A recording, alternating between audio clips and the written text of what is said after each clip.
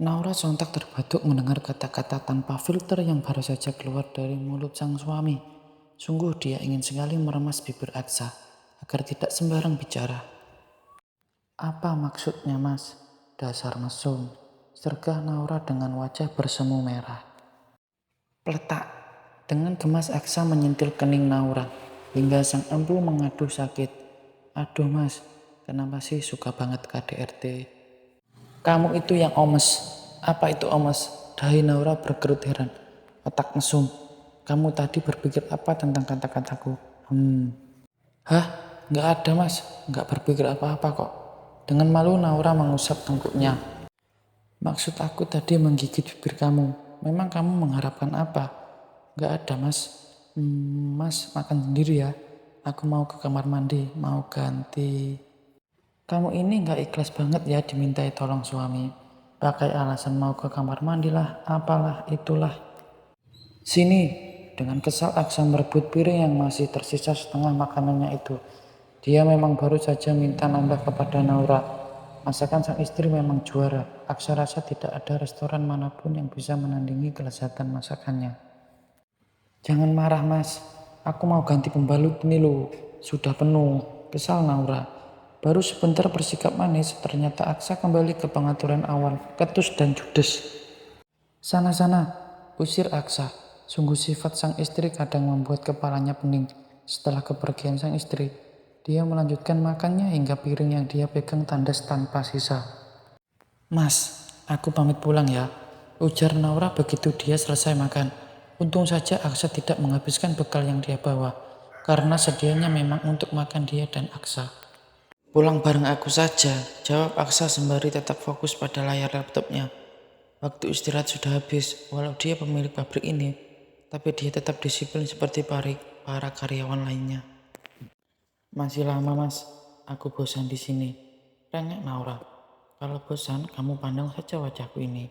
Tanpa ekspresi, Aksa mengucap kata itu. Naura hanya bisa memutar bola matanya dengan malas. Tanpa dia suruh pun sejak tadi Naura sudah mencuri pandang pada sang suami. Aku pulang saja ya mas. Bisa nggak sih sekali saja kamu nurut sama suami? Membantah saja kerjamu. Oh ya, nanti setelah masa menstruasi kamu lewat, jangan lupa minum pil KB yang sudah aku belikan. Aku masih belum siap punya anak sama kamu. Ucap Aksa tanpa perasaan. Dek, senyum yang tadi menghias wajah Naura memudar. Ternyata Aksa masih saja membahas mengenai hal itu. Kenapa dia kekeh sekali memaksakan keinginannya? Jangan dikira aku bodoh mau dia perintah seenaknya sendiri. Dasar manusia egois. Apa dia kira aku ini hanya pemuas ranjangnya saja? Jika seperti itu, kenapa dia menikahi aku? Kenapa nggak hidup saja sama wanita-wanita yang lain? Satu tetes air mata luruh tanpa bisa dicegah. Dadanya terasa sesak dan dia hampir tak bisa bernafas. Maka dengan berburu-buru dia mengemas kotak bekal yang sudah kosong, meneguhkan hati untuk pergi dari tempat ini. Kamu mau kemana? Tanya Aksa heran saat melihat dia berkemas. Aku mau pulang. Sudah aku bilang, tunggu aku. Kenapa bandel sekali sih? Mata Aksa melotot tajam. Dia sampai menghentikan kegiatannya pada laptopnya. Cukup mas, aku lelah sama kamu mas, teriak Naura. Dan dia tak peduli jika ada orang yang mendengar teriakannya. Kesabarannya benar-benar diuji saat ini. Aksa berdiri dan berjalan mendekati sang istri. Pria tampan itu menghentikan langkah di depan sang istri. Mata mereka saling mengunci. Ada desiran aneh pada hati Aksa saat melihat mata yang biasanya berbinar penuh cinta itu kini bersimbah air mata. Tapi memang itu yang dia rasakan saat ini. Sebelum dia yakin benar-benar cinta kepada Naura, dia belum siap menanamkan benihnya pada sang istri. Apa aku salah? Tanya Aksa. Kamu pikir saja sendiri mas, salah apa tidak ucapan kamu?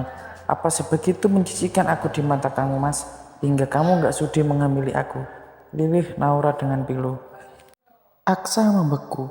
Dia tak bisa mengucap sepatah kata pun, hanya menatap wanita cantik yang saat ini telah menjadi istrinya. Ingin meraih tubuh mungil itu dan mendekat dengan erat, tapi dia tak punya keberanian. Jika nggak mau punya anak dariku, solusinya mudah mas, nggak perlu repot-repot beli pil KB. Jangan pernah menyentuh aku. Ingat itu mas. Setelah mengucapkan kata itu, Naura segera berbalik arah dan meninggalkan tempat itu. "Ra, kamu mau kemana?" "Ra!" teriak Aksa. Tapi Naura tetap bergeming. Wanita yang tengah terluka hatinya itu memilih mengabaikan panggilan sang suami.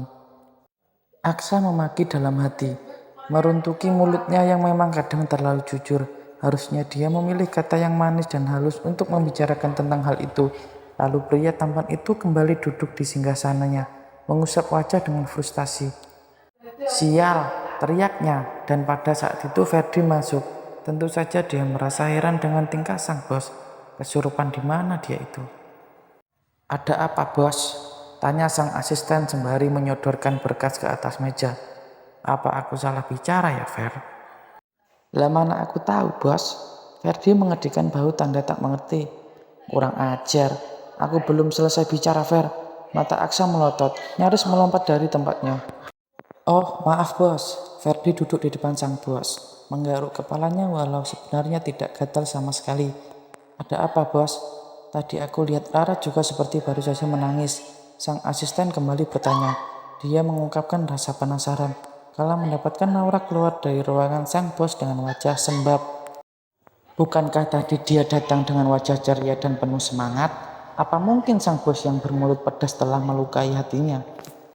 "Aku tadi bilang sama dia kalau aku belum siap punya anak, makanya aku menyuruh dia untuk mengambil KB." Tanpa rasa bersalah sama sekali Aksa bercerita. "Apa, bos? Ya ampun, benar-benar bos ini. Pantas saja Rara terlihat sedih. Kenapa begitu tega bos bicara begitu kepada istri sendiri? Jika memang tidak ingin Rara jadi ibu anak-anak bos, gampang bos, gak usah meniduri dia." Geram Ferdi. Tak habis pikir dia dengan cara berpikir sang bos. Usia memang sudah tua, tapi cara berpikir seperti anak TK saja. Lihat saja, nanti giliran sang istri ada yang melihat, pasti dia marah-marah. "Bagaimana bisa aku nggak boleh mendirinya? Aku suaminya jika kamu lupa." Sergah Aksa kesal. Lalu, apa pantas ucapan dan tindakan yang bos dilakukan oleh seorang suami? Ferdi tak mau kalah. Sekali-kali pria kepala batu itu memang harus dikasih pelajaran dan bimbingan konseling. Duh, kenapa jadi ke anak sekolah sih? "Aku hanya berusaha untuk berkata jujur. Apa salahnya?" Aksa tetap tidak mau kalah. "Tentu saja salah. Harusnya pilih kata yang halus. Jika memang belum siap, ya bilang baik-baik. Jangan asal mau kasih pil KB saja." "Bos sehat kan?" "Sini Ferdi." Entah dari mana datangnya keberanian pria itu. Yang pasti tingkah laku Aksa membuat dia kesal bukan main. Jadi aku salah ya?" gumam Aksa. "Jelas salah. Apa yang harus aku lakukan?" tanya Aksa bak orang bodoh. "Minta maaf lah bos," geram Ferdi. Nanti aku minta maaf sama dia," desah Aksa. Lalu dia menyandarkan punggungnya ke belakang. Dengan kepala mendongak menatap langit-langit ruangan kerjanya. Tak ada lagi pembicaraan antara mereka, hanya saling diam dengan pemikiran masing-masing. Ferdi hanya bisa menggelengkan kepalanya melihat sang bos yang seperti itu. Jika saja Naura benar-benar disia-siakan, Ferdi berjanji akan merebut wanita itu dari tangan sang bos, karena sebenarnya Ferdi juga suka kepada Naura. Naura langsung saja membanting tubuhnya di ranjang.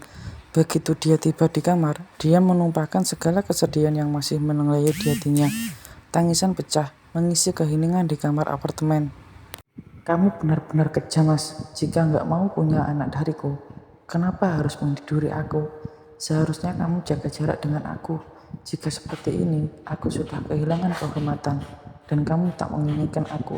Bagaimana aku bisa menghadapi hidup ini?"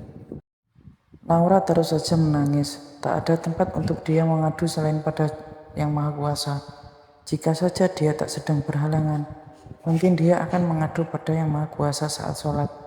Hingga tanpa terasa dia sudah terlelap ke alam mimpi. Naura menggeliat saat terjaga. Entah berapa lama dia tertidur. Saat dia membuka mata, dia kaget kala mendengar suara gemericik air di dalam kamar mandi. Siapa yang ada di dalam? Apa mungkin Mas Aks? Ceklek. Pintu kamar mandi terbuka dan muncul sosok sang suami dari dalam. Sontak saja dia kaget bukan main. Kenapa dia bisa sudah pulang? Ini jam berapa? "Kamu sudah bangun?" Aksa bertanya kepada sang istri. Suaranya terkesan lembut dan hangat.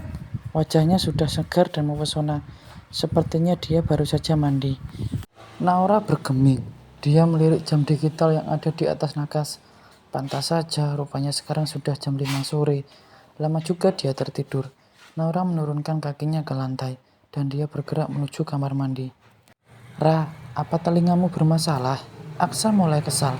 Pria yang hanya memakai handuk itu bertolak pinggang menatap punggung sang istri yang sudah hilang di dalam kamar mandi. Brak! Aksa terperanjat saat mendengar suara pintu dibanting. Pria itu mengusap dada karena rasa kaget akibat ulah sang istri. Dasar nakal. Ngambek saja kerjanya. Gak tahu apa suami pulang kerja capek. Malah disuguhi wajah masam bak mangga muda seperti itu. Aksa terus saja mengumel dalam hati. Sementara Naura segera membersihkan diri. Dia berniat untuk berendam sejenak di dalam bathtub.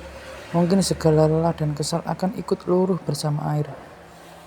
Ra, apa kamu baik-baik saja di dalam?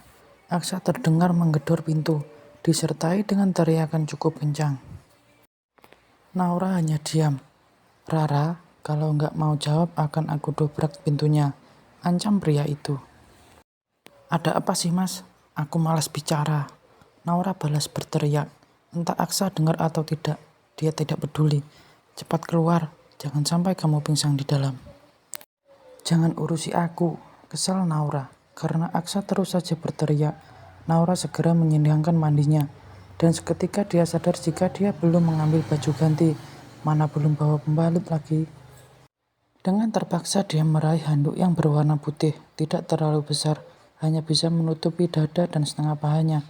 Naura membuka pintu dan kaget mendapati sang suami yang sudah memakai celana pendek dan kaos putih, berdiri di depan pintu. Kamu ngapa? Aksa sedia akan mengomel jadi terdiam. Dia menelan salivannya dengan kasar saat melihat tubuh setengah polos yang begitu seksi dan menggoda. Naura menabrak bahu kanannya sang suami dan berlalu menuju ke lemari, mengambil gaun tidur satin warna pink lembut dengan tali spaghetti. Entah kenapa sang mertua membeli gaun tidur untuknya yang seksi seperti itu. Setelah mendapatkan apa yang dia butuh, Naura kembali masuk ke dalam kamar mandi untuk berganti baju, meninggalkan Aksa yang bahkan tak bisa menggerakkan tubuhnya sama sekali. Selesai berpakaian, Naura segera keluar dari kamar. Dia berniat untuk memasak makan malam, sop daging sisa tadi siang masih ada sedikit, jadi dia tinggal menggoreng lauknya saja. Masih ada udang dan ayam di kulkas. Tanpa banyak berpikir, dia segera menggoreng ayam dan udang tepung. Naura hanya menggoreng beberapa potong saja, asal cukup untuk makan mereka berdua. Selesai masak, Naura bermain ponsel sebentar di sofa ruang bersantai, sembari menunggu adzan maghrib, karena mereka biasa makan malam setelah menunaikan ibadah sholat maghrib. 1 jam kemudian, Aksa muncul dengan ponsel di tangan kanannya. Aroma maskulin pria itu sungguh bisa meracuni paru-parunya. Sebenarnya Naura tak akan sanggup berlama-lama marah kepada sang suami, tapi kali ini dia benar-benar kesal.